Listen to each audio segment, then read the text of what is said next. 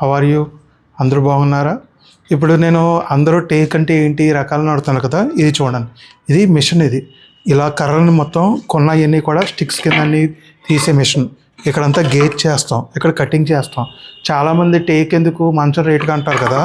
ఇదిగోండి, కర్ర కింద కొంటే ఇది సైడ్ పొరల కింద కట్ అవ్వగా వచ్చిన కర్ర ఇది. ఈ కర్ర అంతా ఇలాగా వేస్టేజ్లు పోతాయి. వేస్టేజ్లు పోయిన తర్వాత ఇదిగోండి సైడ్ ఇవి పోతాయి. ఇది ఇలా ఉన్న కర్రని ఇటు ఇటు కటింగ్లు చేసి పేపరింగ్ చేసి పాలిష్ చేసి ఇదిగో వుడ్. ఇప్పుడు ఇదిగోండి వుడ్ చూసారా, ఇక్కడేమో డార్క్ కలర్లో ఉంది, ఇక్కడ వైట్ ఉంది. ఈ వైట్ డార్క్ అని డిఫరెన్షియేషన్ చేయాలి. ఇలా కర్రల కింద అన్నీ ఇదో కర్ర కోసేదాకా కూడా మనకి ఎలా ఉందని తెలియదు. ఇది టేకే, ఇది టేకే, ఇదే టేకే. మీరు మంచం చూసిన తర్వాత ఎందుకంత డబ్బులు అంటున్నారు.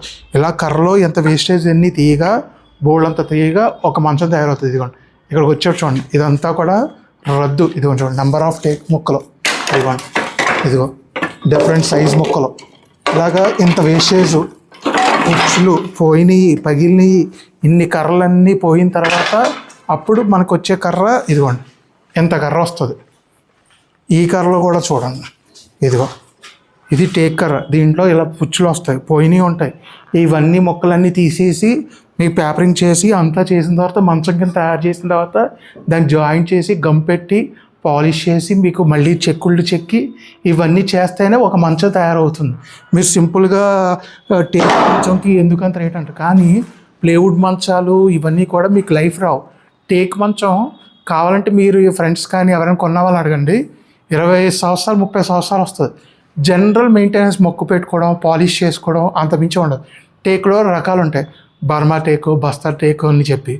ఇక టేక్ అంటే ఏంటంటే ఒక ఒరిస్సాది అని మన నేలను బట్టి ఆడి విత్తనాన్ని బట్టి మారుతుంది అంతే.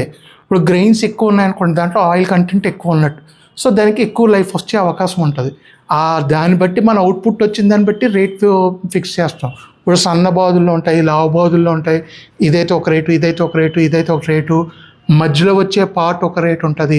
కర్ర కోసిన తర్వాత ఇలాగ చూసారా ఎలా పోయినాయి ఉన్నాయో, అలా పగిలిపోయి బోల్డ్ అంత కర్ర వేస్టేజ్ అవుతుంది. ఇవన్నీ క్యాలిక్యులేట్ చేసిన తర్వాత మనం మంచానికి రేట్ చెప్పగలం. సింపుల్గా టేక్ మంచానికి ఎందుకంటే అంత రేట్ అంటే దాని వేస్టేజ్ చూడండి ఎంత ఉందో, చూడండి ఎంత వేస్టేజ్ చూడండి. ఈ కర్ర అంతా వేస్టేజే, ఇదంతా టేక్ కర్రే. ఇదంతా చూపించుకుని ఇదంతా చేసి ఇంత వేస్టేజ్ పోయిన తర్వాత అప్పుడు మనకి మంచం తయారవుతుంది. 5-6 మంచం అయినా 6-6 మంచం అయినా ఇంత వేస్టేజ్ పోయి తయారైన తర్వాతే మన టేక్ మంచం తయారవుతుంది. దయచేసి టేక్ మంచం కాస్ట్ ఎక్కువగానే ఉంటాయి, కానీ వన్స్ ఇన్వెస్ట్మెంట్. మనం చూడండి బంగారం, డైమండ్స్, ప్లాటినం ఇవన్నీ కూడా ఒకసారి కొంటే దాని మళ్ళీ లైఫ్ ఎలా ఉంటుందో టేక్ మంచాలు కూడా అలాంటివే. మీరు ఒక్కసారి కొంటే మీకు చిరాకు వచ్చి మంచం పక్క తీయాలి తప్ప మళ్ళీ దాన్ని సర్వీస్ చేసి పాలిష్ చేసి మళ్ళీ వాడుకోవచ్చు దాన్ని. అంటే బంగారం లాంటిది అనమాట. దయచేసి టేక్ మంచాలు మంచి మన దగ్గర తయారై ఉంటాయి, కావాలన్నా కూడా చేసిస్తాము, కొనండి. Boy friends.